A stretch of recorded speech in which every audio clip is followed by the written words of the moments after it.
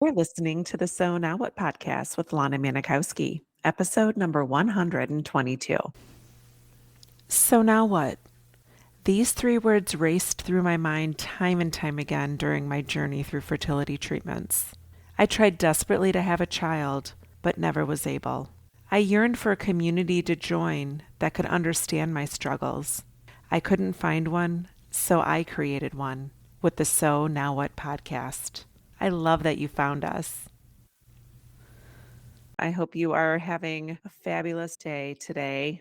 I hope that this closing of the month has given you a new idea of what you want to believe about your body and this image that you've been carrying around about your body.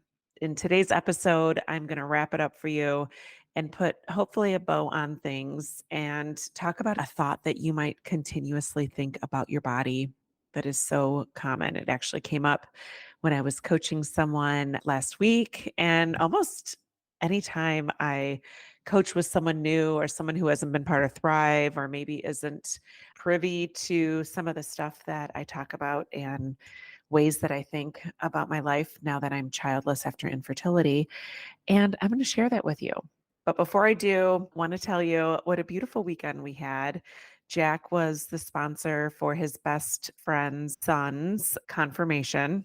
I was just teary all freaking Saturday, y'all, when I was watching Jack and his, now we call him his godson. That's kind of the relationship. I was sponsor for their daughter, and their son is now, Jack is his confirmation godfather. And watching the love and the thought that Jack put into preparing to be this role model for him. He wrote him such a beautiful card and really took it seriously. And the young boy who chose Jack to be his confirmation sponsor, i.e., godfather, whatever you want to call it, wrote such a beautiful letter to Jack about why he chose him to be his sponsor. I'm just loving that Jack got that opportunity. He doesn't really talk much about how he feels about being childless as my husband and being a man who's childless when most of his friends are dads. And I just love that he got that opportunity.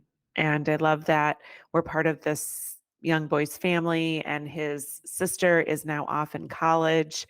And when she comes home from school, I always make an effort to reach out and do something together because that's how you create bonds. So I think it's really important just to kind of have that reminder. If there's someone in your life, whether it's a niece, a nephew, one of your friends' kids that you've, maybe chosen to create a special bond with, keep up with them. Let them know that you're thinking of them because, think about yourself at that age. They might not have the maturity or the thought to really reach out and make that connection, but I can tell you it probably means so much to them when you reach out and make that connection. So just such a beautiful thing that I got to experience this weekend. So let's move on to wrapping up our topic of body image this month. We've talked a lot about going through and forgiving your body.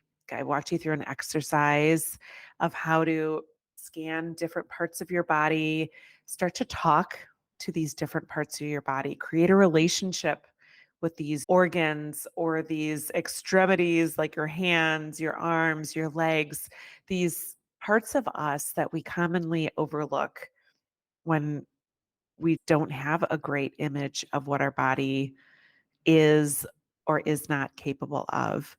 I also talked you through some ways that you can decide that today is going to be the day that you're going to love yourself and that you're going to make decisions thinking, is this decision one that's created out of love for myself?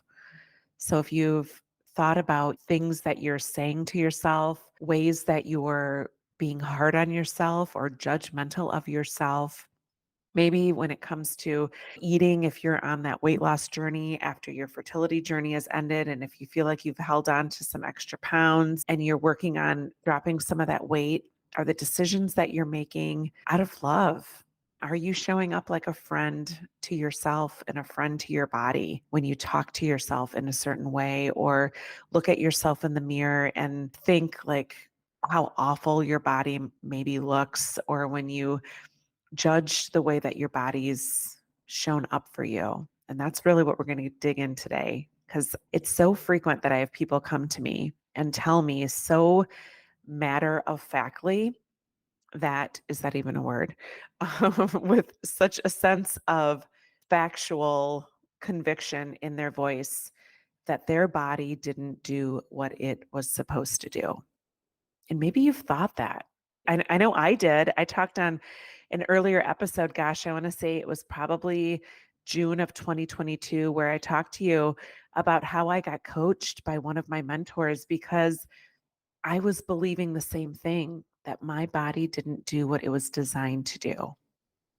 And in that 10 minutes of coaching, my eyes opened up to the restrictive nature in which I was looking at myself and what my body is capable of.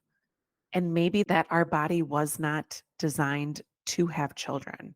Because when we sit there and you think about your body not doing what it was supposed to do, I first want to say, like, who sent you the instruction manual or the guidebook to how your body was supposed to function? Even though we have these organs and we have this reproductive system as cis females, how do we know that our body was specifically designed to have children?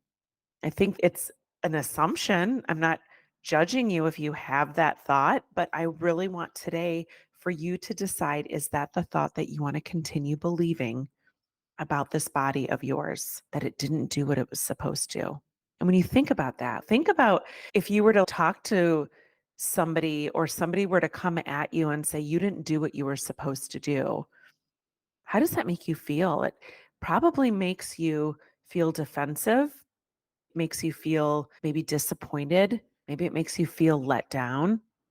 So when you talk to yourself in a way that points out these things that feel like you're attacking yourself, you're turning your back on yourself. If you thought about someone coming to you, and just like we did last week, where you think about being a friend to this person, take yourself out of this body that you're in, right? And put yourself over here and imagine talking to another human and telling them that they didn't do what they were designed to do. How awful does that feel? That's hurtful. And imagine what it feels like when your brain is constantly telling you that your body let you down, that your body's disappointing you, that your body isn't up to par with everybody else's. I get it that you believe that. I did too. But I decided I don't wanna believe that about myself anymore because it's just not helpful. What are you going to change for the better, or how are you gonna create this image of your body that feels better than it has been feeling for you these past several months, maybe years? How is that relationship ever going to get to a point where you can look at your body with a sense of love, or look at what happened within your body during your journey through fertility treatment with a sense of love if you're constantly believing that it didn't work right or that your body didn't do what it was supposed to do? So you can decide today that your body did what it was supposed to do. And we are not all created to do the same thing. Maybe this body of yours that wasn't able to produce a child was functioning the way that it was supposed to function.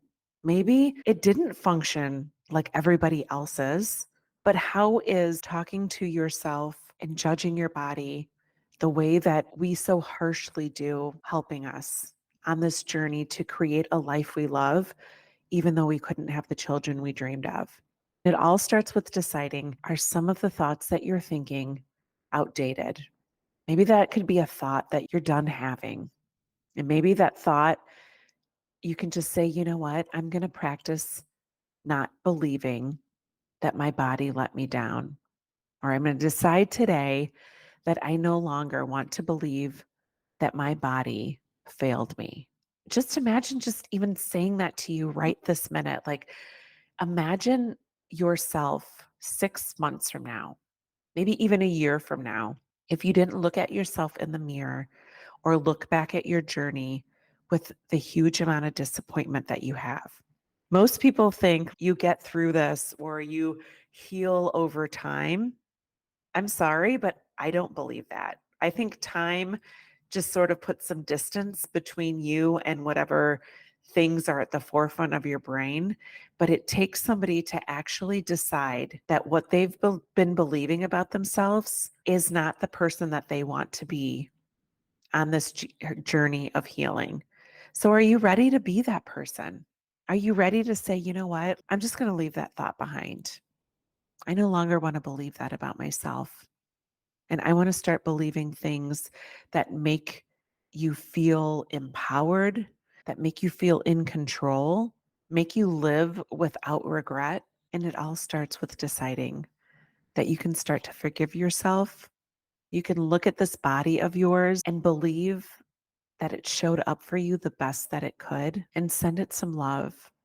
That's how you restore your body image, is deciding that you are going to be a friend to your body instead of shaming it, instead of judging it, instead of pointing out everything that's wrong about it. Decide that you can lift it up.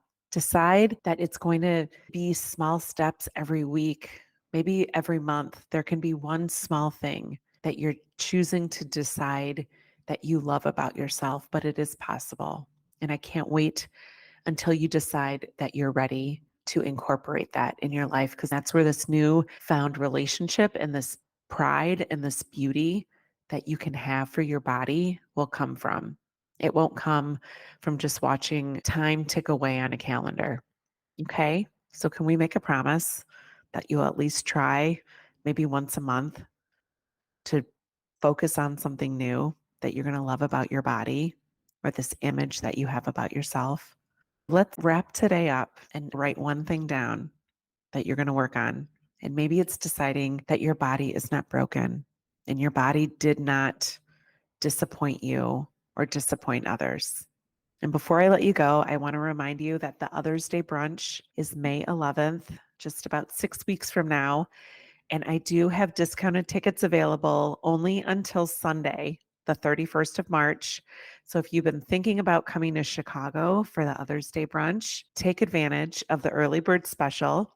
You can buy tickets at lanamanikowski.com/Others Day.